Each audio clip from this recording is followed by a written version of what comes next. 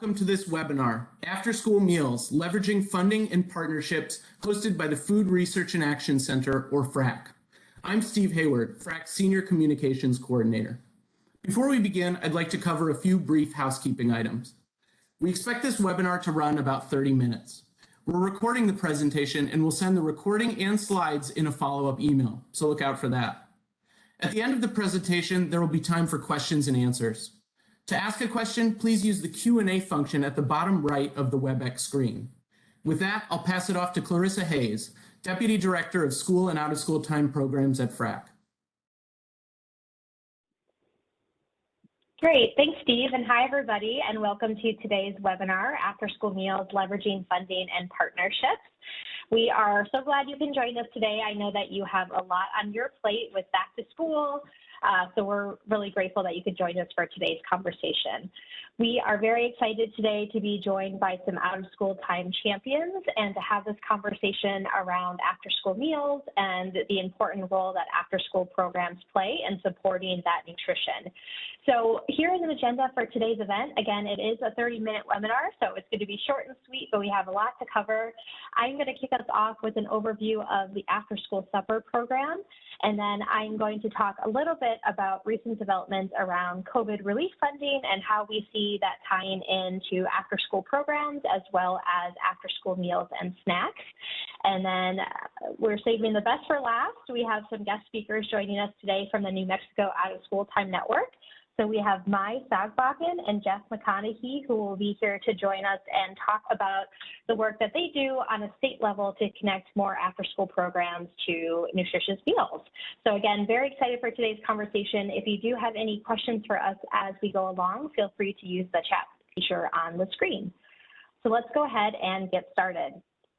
So obviously we wanted to kind of set the scene for why we think these programs are so important. And I will just say that at FRAC, we really do focus on after-school suppers or that after-school meal because we know that for many children who are in after-school programs for many hours after the school day ends, that is a long time to go without a fuller meal, and we really see the opportunity to expand that program. So overall, we know that these programs combat hunger and food insecurity by providing meals to children 18 and under at after-school sites. We know the other key role that these programs play is that it does bring in reimbursement. So like other USDA federal nutrition programs, the After-School Supper Program provides reimbursement to those sponsors that operate it, which is really key because they can then use the funding that they were using on meals and snacks to put towards program improvements. The other key thing that I wanted to mention about this program is that it is flexible. So depending on the after-school program that exists, meals can be at different times, they can be at different locations, and you can really utilize a wide array of partners. And, you know, what we're all here for, I'm sure, is just the most important part is that it really does help when there's a supper and a snack. It helps children stay more engaged and more focused on those really critical after-school programs, which we know as we're, you know, coming out of the pandemic are going to be even more important for children when we think about their learning and their future. So very excited again to talk about that today. Next slide. So for many, this may be a refresher, so I'll keep this very brief, but I did want to just give a quick overview of the After-School Supper Program. Again, this is funded by the USDA, and then it is administered in every state by a state agency, and what it can do is it can provide up to one meal and one snack per day to children 18 and under. So during the school year, this means after school, on weekends, holidays, and obviously not during summer vacation because there are different programs that come into play during that time. One thing that we do want to flag and that I just mentioned is that these programs do operate on weekends and holidays, and I think that's something that not everybody knows. So if you do know of programs that are providing services on weekends or during school breaks during the school year, this can be a really important resource. So to be eligible to participate, sites do need to be in low-income areas, and what that generally means is that 50% or more of the children in the area are eligible for free or reduced price school meals, so that is available through school data. One important piece that I wanted to flag is that to serve after-school suppers and snacks, there does need to be some kind of enrichment or educational component happening at the site. And really this can be as structured as a, formal after-school program, but it can also be tutoring and homework help and more informal programs like that. So there is really a lot of opportunity, but this is, again, why we really see a huge connection between meals and programs, because programs provide that really important foundation to add meals on top of that. The last thing that I'll mention here is that, like with all USDA programs, there are meal patterns that have to be met. So every supper has to have 5 components, which include a grain, protein, milk, fruit, and vegetable. And again, I know supper or meal can sound very intimidating, but a lot of sponsors have made this work and made it work for their program in a lot of different ways, which we can highlight today. So next slide. All right, so the last thing when we talk about the program is I did want to mention, like I alluded to earlier, is that there is a reimbursement component to this program. So when sponsors enter into an agreement with their state agencies and administer these programs, they do receive a reimbursement for every meal served. And the point of this reimbursement obviously is to cover the cost of the meals being served. So for this year, a supper is reimbursed at $4.03. And we just wanted to kind of show a look at what this could mean for if you're serving all school year, 180 days, you're serving 300 children a day, which I know for many programs may be a lot. That's over $200,000 in reimbursement to help provide meals. And that's really key, again, for any of those programs that may be doing this out of pocket. Next slide. All right, so as we think to this school year, which we are in it right now, I know many are still kind of in that back to school frame, I wanted to just highlight a few opportunities that we see as being very critical for this year. So the first is obviously the last 2 years have been very different, and there have been varying waivers and timelines for those, but we know that as far as this school year goes, it's pretty much back to normal operations. So we think there's a really critical opportunity to support some of those existing after-school meal programs to make sure that they're still able to operate, and that if they're having any hiccups reverting back to normal operations, they have the support to do that. There's also a lot of room to move from snacks to suppers. Many after-school programs do serve snacks, but again, we think there's a really key opportunity to expand that to serve that fuller supper. There is still a lot of lack of awareness about this federal nutrition program. After-school suppers has actually only been available since 2010. So in the scheme of child nutrition programs, that's pretty young.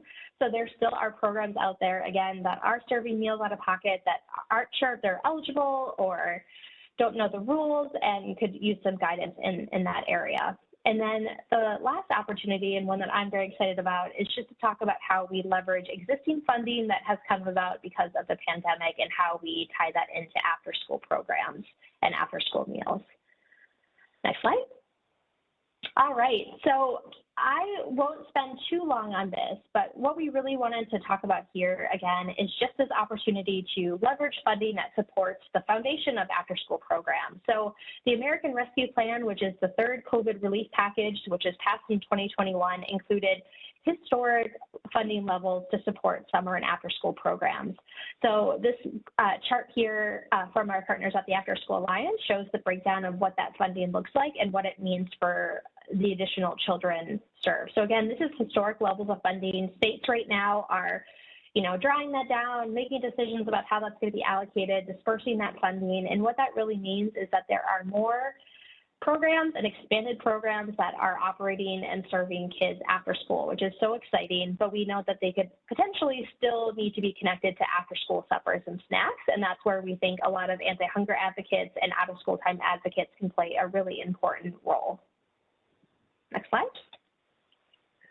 So before I turn it over to our guest speakers, I just wanted to highlight some of the resources out there. Again, if you are an anti-hunger advocate, there is a really key opportunity at this point to reach out to your out-of-school time networks, see what's happening with the funding that's been allocated through the American Rescue Plan. If you are an out-of-school time advocate that's made your way to this webinar, we have a lot of great partners who work on anti-hunger issues and can help programs submit that application to start serving suppers. So there's a lot of ability to make some connections between these. So if you'd like to see how that funding is being allocated in your state and where you could potentially do some after-school meal outreach, there are some really great links here that will make sure everybody gets I also wanted to highlight we're going to have a out-of-school time network speaking in just a minute, but most states do have similar partners. So if you are looking for a new partner to connect with and learn more about this funding, I definitely recommend you do that.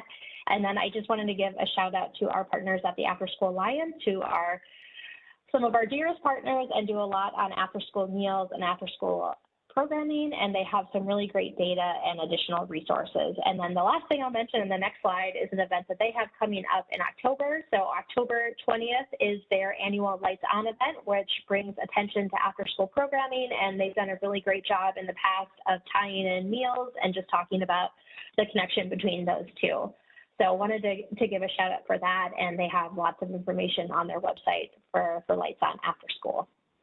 All right, so that is enough for me because I know everybody wants to hear from our guest speakers. So I'm going to go ahead and turn it over to Mai and to Jeff to kick us off and talk about what they are doing in New Mexico. Thank you, Clarissa, for that introduction. My name is Mai Sagbakin. I'm the Executive Director for the New Mexico Out of School Time Network. Jeff, do you want to introduce yourself?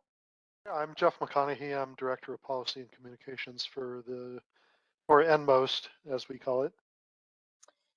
So today we're here to share our strategy to close the hunger gap in New Mexico through the after-school time frame. And you can go to the next slide.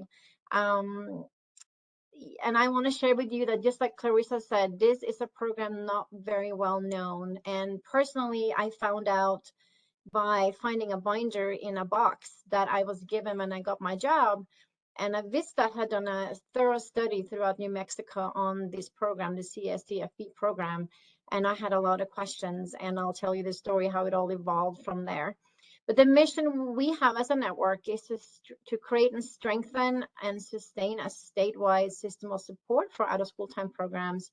And the vision we have is that all children in New Mexico and youth have access to high-quality out-of-school time programming, regardless of zip code and income. Next slide. And the focus today is to share our history of our focus on hunger in New Mexico, share some strategies and some of the experiences we now have with the American Rescue Dollars and how we have been able to tie it to this particular program. Just so you know a little bit about New Mexico, we are a majority state with a bit more than 2 million people. It's mostly rural, with a Rio Grande corridor of urban centers, and then we have more than 24 pueblos in Native American pueblos in New Mexico, plus reservations for Navajo and Apache tribes. So it's a very, very diverse state. And we always score on the bottom when it comes to children's well-being, which is something that we focus on every day. We have, as you can tell here, a much higher rate of children living in poverty compared to the national average. And with such a small population, we always strive to change that, because with 2 million people, you really should be able to make a difference, especially when it comes to hunger. Next slide. And the baseline and the number in terms of hunger in our state, 1 out of every 4 child, or approximately 130,000 children, are food insecure, and that did increase during COVID, from going up to 26% in 2020, from 22% in before COVID. And this is, again, the hunger issue. When we started this work 5 years ago, hunger was not on the policy agenda at all. We had some resistance on our own leadership council for the network, asking, why are we focusing on hunger? And that has completely changed. And I think thanks to COVID, there is more focus on hunger right now, and to continue some of those best practices that was developed during the pandemic. But before, we really struggled just to even get the agenda, the attention it needed. Next slide. And again, one of the baseline numbers that we had, we did not have many, was that 172,000 received lunch, and about 38,000 was able to access the summer program. So we could see some of those gaps and some potential, because like Clarissa was saying, this particular program, CICFP, can also fill some of the gaps in the summer. And I think we've gone through this with Clarissa, that this is an enormous potential because of the reimbursements. And what we have found is that when you partner with, especially the school districts, when they can serve more meals to an off-site after-school program, they can actually hire more staff. So there's a lot of excitement around the more established sponsors to partner with after school to expand CSCFP. So back to the story. So I found this binder, and I knew nothing about CSCFP like most people. And I found a local expert, a New Mexico Appleseed, who's a strong advocate for this, for feeding children in general in New Mexico. And I learned that they had different task forces around the state focusing on CSCFP. So we established one in Albuquerque, the main urban center in New Mexico. And we called it One Meal a Day, and called together a number of partners, including food banks, schools, city and county partners. And a whole bunch of things happened. And we realized that there was very little coordination in general around hunger work. And not only did we expand CSCFP, but we were able to share information between the various food distribution centers, hospitals, city, the school districts and the county food centers, so that we got a lot more meals served in general. So that was an eye-opener, that as a network, we could serve as a convener to expand and strengthen the existing work that was going on in our community. And then through the After School Alliance, we were able to get a meals expansion vista. And our first one was Kazuki Suzuki, and I believe he's in the webinar today. And he was instrumental in gaining the knowledge we needed to expand his work and to increase staff capacity and the number of sites using CSCFP throughout the state. So year 3 and 4, we started to dig a bit deeper and produce a quarterly meals in out of school time newsletter with updated resources to community members. We organized regular webinars in partnership with the state agencies. We started introducing workshops and panel discussions at our annual conference that has more than 400 participants from out of school time. Then our second vista, focusing on meals, she created a high quality podcast, and you can find that on Simple, what's it called? I can't even remember. Simplecast. Yeah, Simplecast. And it's a very well documented podcast on advocates throughout the country working on changing our food system and improving access. And then when COVID hit, we geared up another step as we became one of the few agencies disseminating information and maps on where to access food. And then we started providing listening sessions with training on how to access CSCFP and how to access food in general for, for children and families during COVID. And again, most of this work was done by our food Vista and also Kazuki Suzuki, who has stepped into a full-time position with us at that time. Next slide. So key partnership, we as a network, we don't do any food delivery or food work directly. We always partner and convene in the, in the community or in the state. So the key partners for us was the New Mexico Public Education Department, the Children, Youth and Families Department, and that department transitioned the CSCFP program into the new Early Childhood Education and Care Department that is now in charge of that program. We do partner with New Mexico Appleseed and Help New Mexico, who are the key agencies to connect the schools and after school with sponsors. And we have found that city and county meal distribution centers are essential as well as the school district food and nutrition services, and of course, out of school time providers and food banks. So these are the ones that form normally the task force entities locally with New Mexico Appleseed. But also I want to add that the hospitals have been a pretty strong partner throughout New Mexico in providing meals, especially when there are none. And again, our staff has been a connector between sponsors and schools. So we will always say, if you want a meal, connect our staff, and we will have that, help our staff help them connect with local sponsors or with New Mexico Appleseed to find one. So we serve as a convener and sort of an intermediary connecting the necessary partners. And I think a key strategy to just communicating the need in general for after school, but also for meals, has been our New Mexico story maps. And next slide, please. We have we started 5 years ago documenting the state and federally funded after school programs to see what the gaps and opportunities were. And this is the most recent map that was updated. And 5 years ago, you would only see programs along the Rio Grande in the middle of the state. And now you see a few more clusters throughout the rural areas. And this has been in partnership with the Public Education Department to document where we need to disseminate resources differently. And that has been a tremendous success. And the next slide. And what we do, we overlay these maps with indicators, and this is one example of concentrated poverty. So if you look at this particular site or this particular map, you'll see the 21st century as well as the ESSER3 grant recipients, which is the American Rescue Dollars.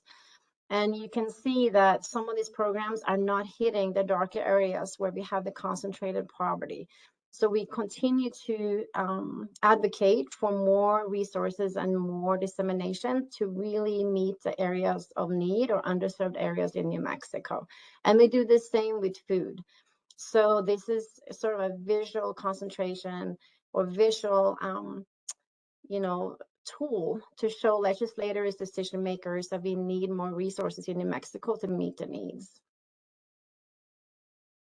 And again, our baseline 5 years ago, we had a state-funded program with 10 sites that went away for the state decided to expand extended learning, which is an extension of the school day. And we unfortunately lost this particular funding for after school in New Mexico. And then the next slide will show us that the American Rescue Dollars has changed that. We were able to fund 53 sites with federal and state funding using the ESSER3 funding, which is a huge boost for our state. This is really changing the landscape. And the next slide, please. And the main success we've had is in that process of there was $6 million that went to after school programs in New Mexico. We were able to successfully negotiate with the Public Education Department to implement a meal requirement for all those funded sites with the American Rescue Dollars. So right now we'll have more than 50 new sites using CACFP or other food programs in their local community. That's been a tremendous change that we can partner with the Public Education Department to make sure that these new sites have that option. And the other success we've had is that Koski Suzuki, our meals expansion visa #1, he's now working with the New Mexico governor's team on hunger issues and strategic solution. And this is a huge shift from 6 years ago, 5 years ago, when hunger was not on anybody's agenda. It's become a policy agenda in our state.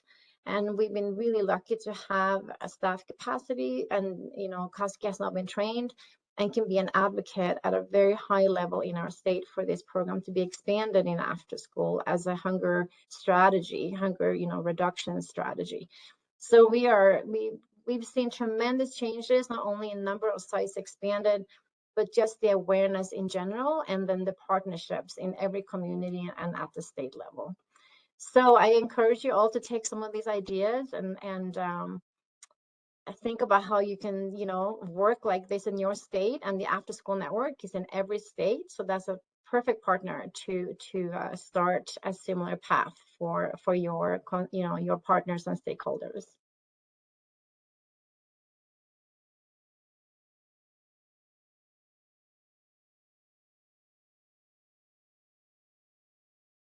So Stephen, Clarissa, should we move to questions?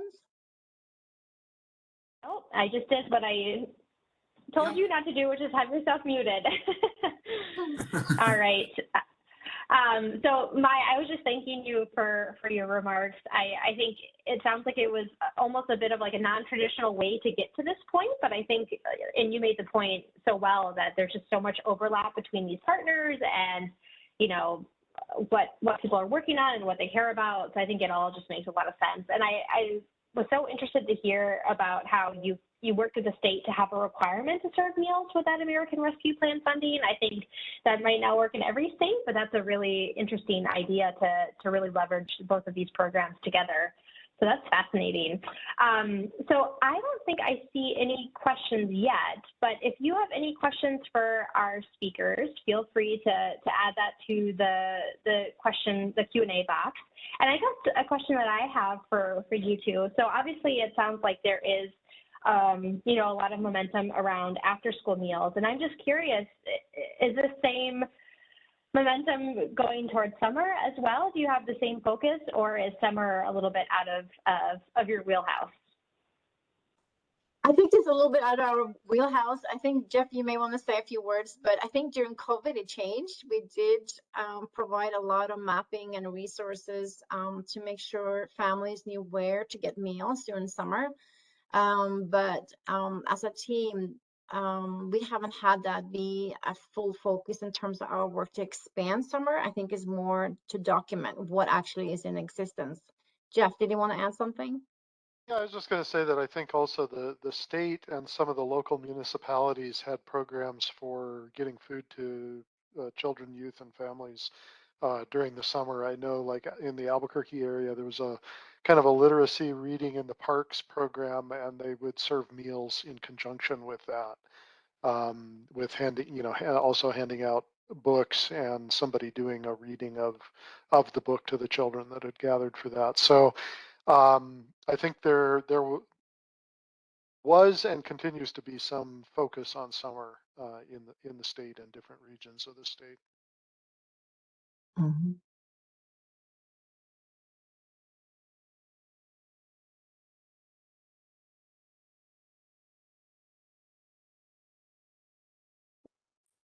Yeah, I don't see any questions in the chat. Hi, everybody. Clarice is having some technical difficulties, so I think we'll wrap it up there without any further questions. Remember, I'll be sending an follow-up email with the recording and the slides.